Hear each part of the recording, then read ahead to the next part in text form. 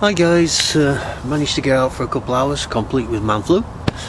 A question arose from UK Prepper 24 about these military style Hexi stoves. Well, one of the big problems with these is when you put the cover on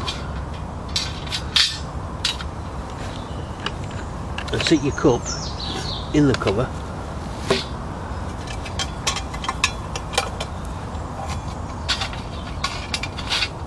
in the proper manner, the flames come out through this hole and the handle gets red hot. So there is a quick fix for this. I'm just going to give a quick demo on how to do it. You need some tin foil,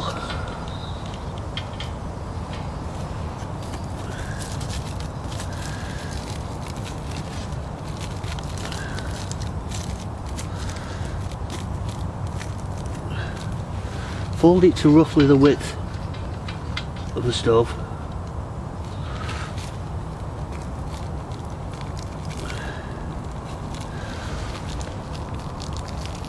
Fold it again so we block this hole off. On the inside, just fold the edges up slightly to make a slight dish.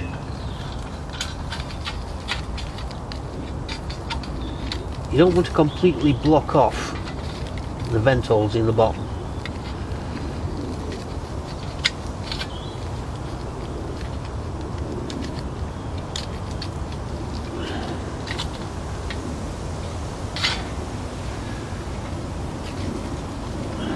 Just enough to give you a dish shape so you can set your Hexi block inside the dish.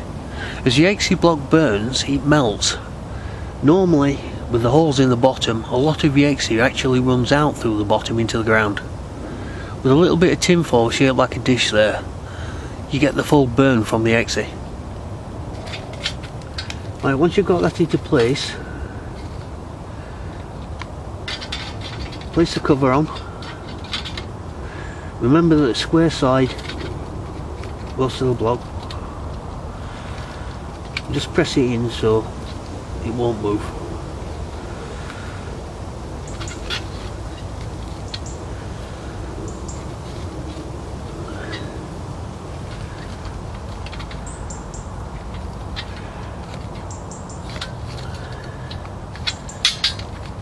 Plain silly buggers.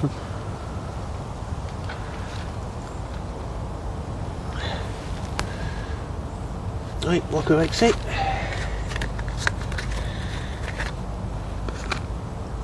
Usually takes about half of one of these to do about 250 mils, but this time I'm doing 500 because I'm doing a pot noodle as well.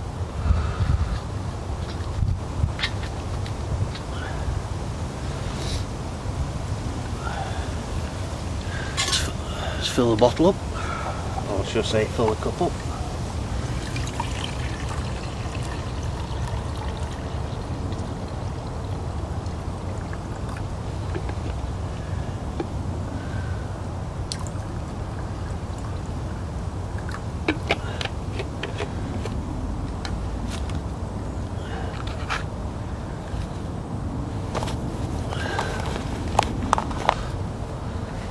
Quick light of the old Hexi.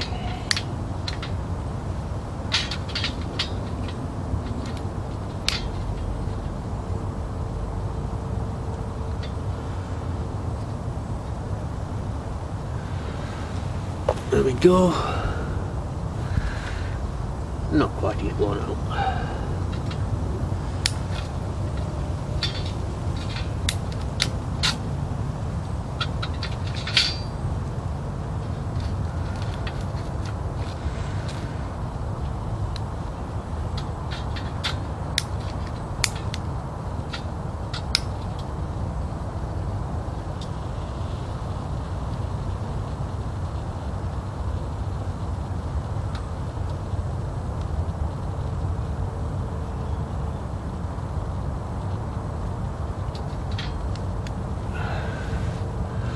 Just let it burn a little.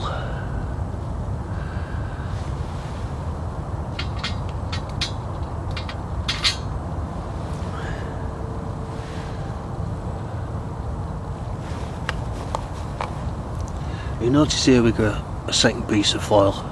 Just go stick that over top of the mug.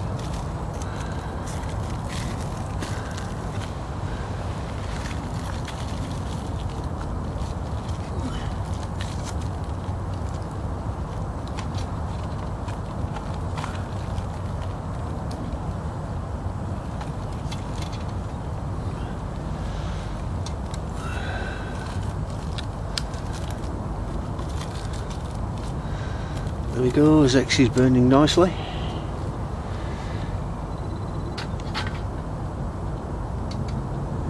Mug seated properly.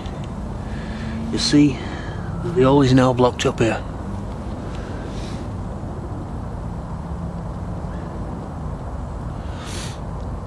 Now, wait for that to boil.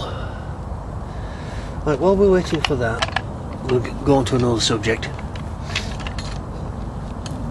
A while ago I was contemplating doing supply drops.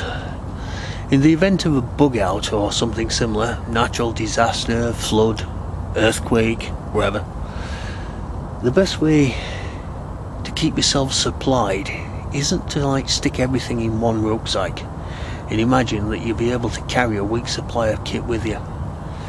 It's supply drops. That essentially should be a route map from where you are to your bug out point with way stops. Each way stop has its own little supply drop, a mixture of food, essential supplies and what you need to get to the next way stop. A lot of bug out plans are based on vehicles. The first thing in any emergency, whether it's civil or whatever, the fuel supply stops.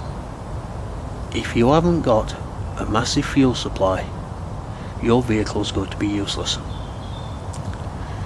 So with the supply drop method, you can use either cycle or backpack, get from point A to point B and be provisioned all the way.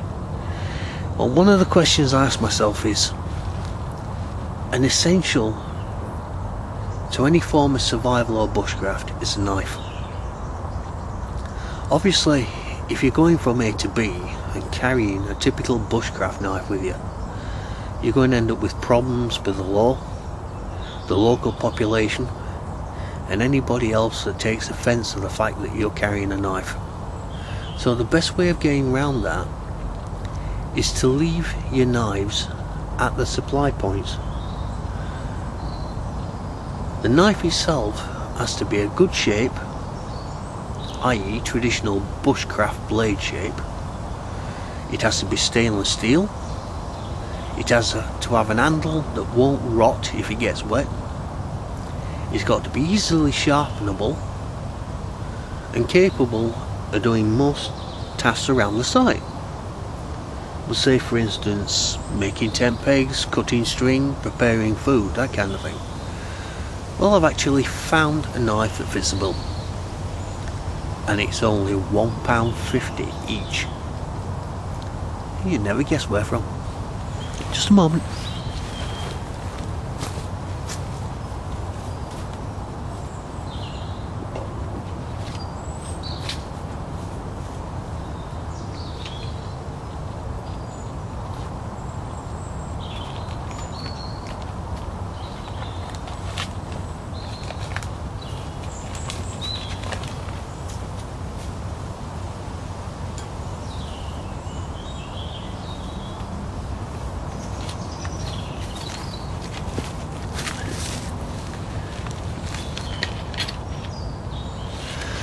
Well, the knife in question is this one.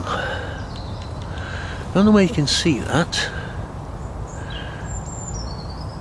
£1.50 Morrison's paring knife. If we take this out of the packet, I'll give you a closer look.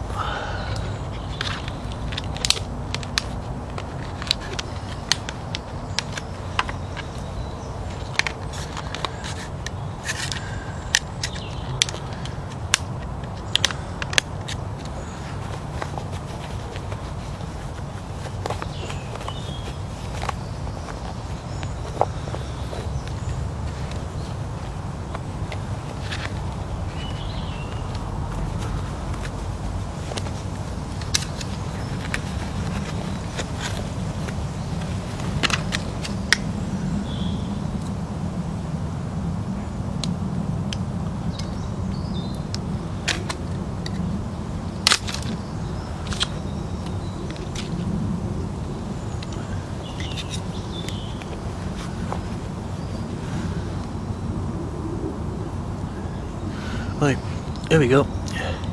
The blade, traditional bushcraft shape. It's got a double bevel on it, so it's easy to sharpen. You can sharpen it with any household ceramic sharpener. The handle, black plasticky type Bakelite material, held together stainless steel studs. It's not going to rot, it's not going to fall apart. The blade thickness is about 1.5 to 1 3/4 mil thick. Little bit of flex in it, not much. If you get all of it like that, there's a slight flex. But it's fairly strong for what it is. And at £1.50 each, they're disposable. You can literally use this a couple of days, get rid of it.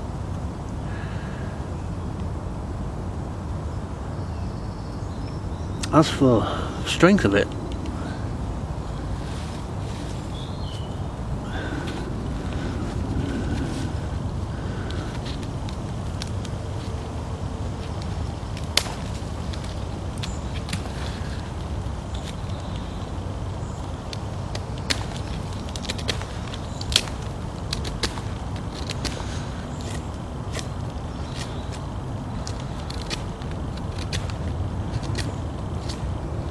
easily sharp enough to make tent pegs, other things with.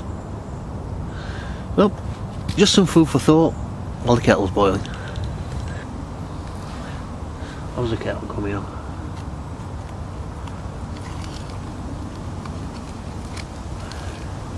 I'll be getting there.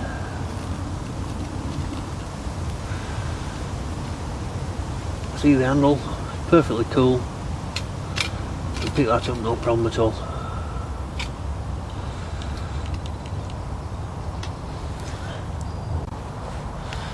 Well, 5 minutes later, we go full rolling boil. Time for the coffee.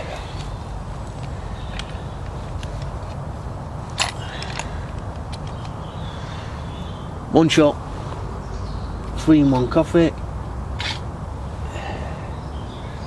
Still got about half a block left in there burning away.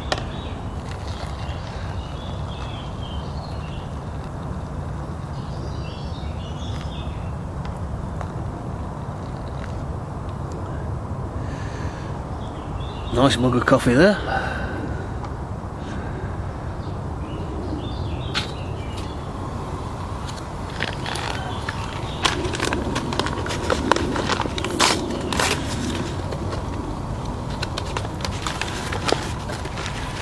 Get the old mug shot in.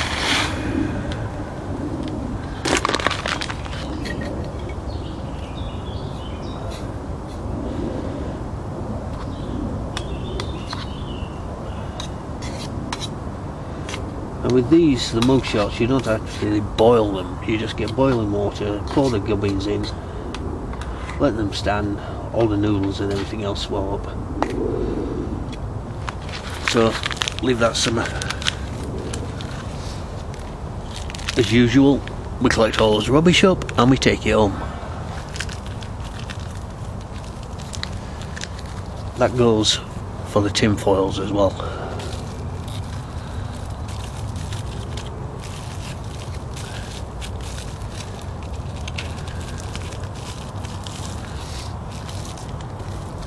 So while we're having the brew, I'm waiting for that to burn itself out.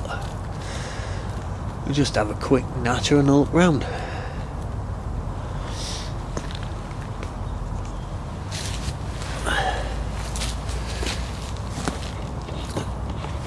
Let's change this slightly.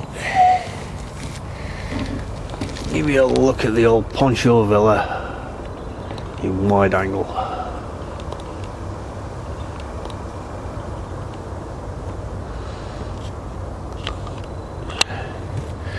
You see all the brackens come out now?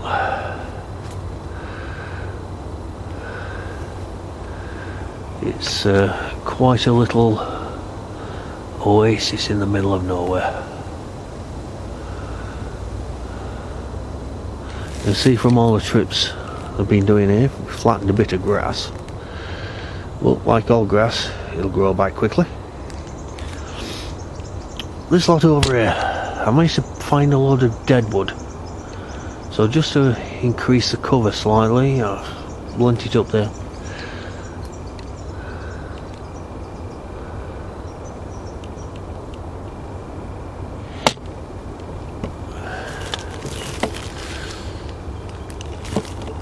Right guys, time for me to get some snacks down the neck and nice coffee.